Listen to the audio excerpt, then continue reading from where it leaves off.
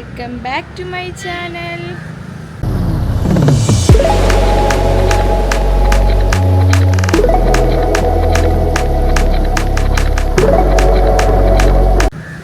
രാവിലത്തെ കാപ്പി കുടിയൊക്കെ കഴിഞ്ഞതിന് ശേഷം ഞാൻ വീഡിയോ എടുക്കണമെന്ന് വിചാരിച്ചത്.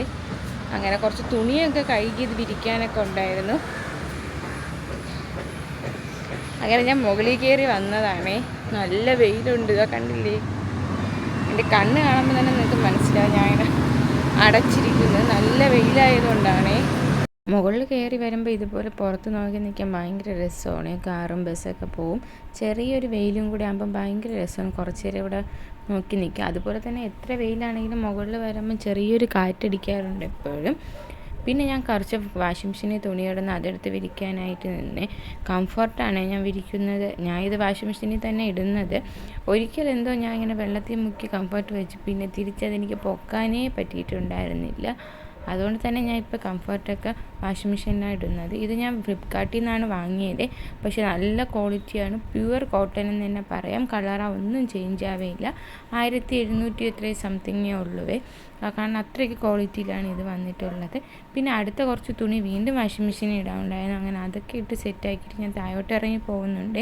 ഈ സമയത്തൊക്കെ ഹയറെ നല്ല ഉറക്കമാണ്. ആ ടൈം നോക്കിയാണ് ഞാൻ കയറി വരുന്നത്. അല്ലെങ്കിൽ ആരെങ്കിലും ഒരാൾ പിന്നെ ഭയങ്കര കരച്ചിലാവും.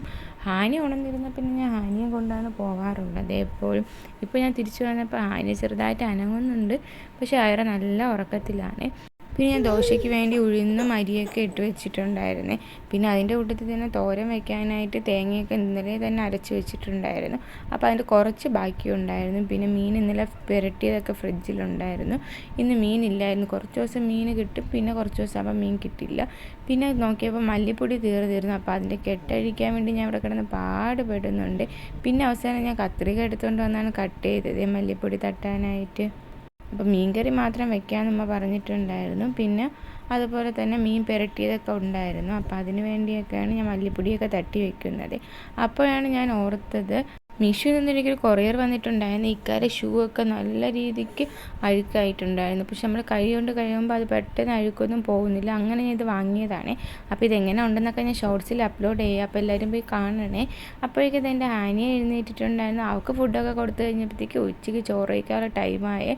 പിന്നെ ഇക്കാക്കേനെ ഫസ്റ്റ് ചോറ് കൊടുത്തിട്ടുണ്ടായിരുന്നു. കൊഞ്ചിപ്പൊടി തോരനൊക്കെ ആയിരുന്നേ ഉണ്ടായിരുന്നത്. അങ്ങനെ ഇക്ക ചോറൊക്കെ കഴിച്ച് കഴിഞ്ഞിട്ട് ഹയറേയും കുളിപ്പിച്ച് കിടത്തിയതാണ്. കുളിപ്പിച്ച് കൊണ്ടുവന്ന് ഡ്രസ്സ് ഇടുമ്പോൾ ഹയറയ്ക്ക് ഭയങ്കര സന്തോഷമാണ്. പിന്നെ ഹാനിയുടെ സ്ഥിരം പരിപാടി തുടങ്ങിയിട്ടുണ്ട്. പാവകളെല്ലാം വാരിയിട്ടതിന് ശേഷം അവൾ കളിക്കുള്ളൂ. അപ്പോൾ റൂം ഞാൻ എത്ര ഒതുക്കിയാലും അവൾ അതങ്ങനെ തന്നെ ആക്കി വയ്ക്കും.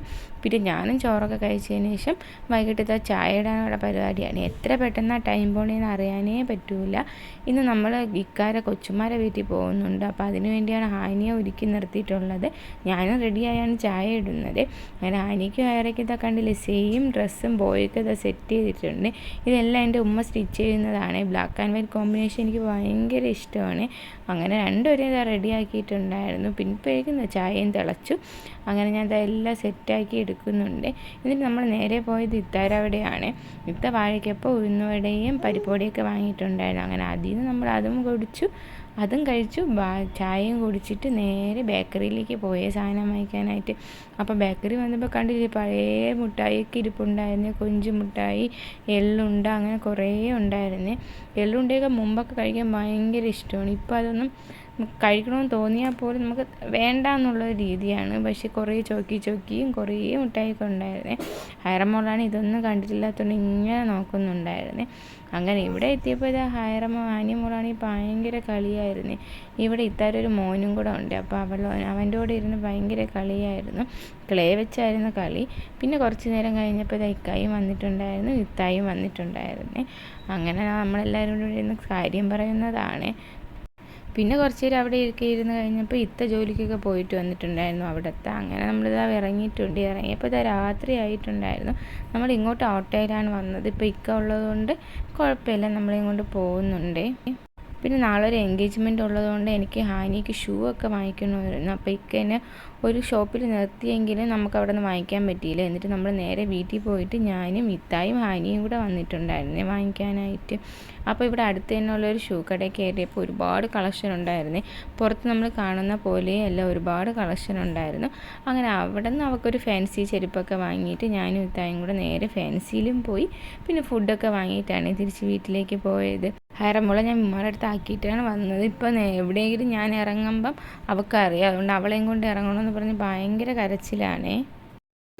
അപ്പോൾ ഇന്നത്തെ വീഡിയോ ഇത്രയേ ഉള്ളൂ. ഈ വീഡിയോ ഇഷ്ടമായെങ്കിൽ സബ്സ്ക്രൈബ് ചെയ്ത് സപ്പോർട്ട് ചെയ്യണേ. നാളെ നമുക്കൊരു എൻഗേജ്മെൻറ്റ് ഉണ്ട്, അപ്പോൾ അതിനൊക്കെ പോകാനാണ് കുറച്ച് സാധനങ്ങൾ വാങ്ങിക്കാൻ പോയത്.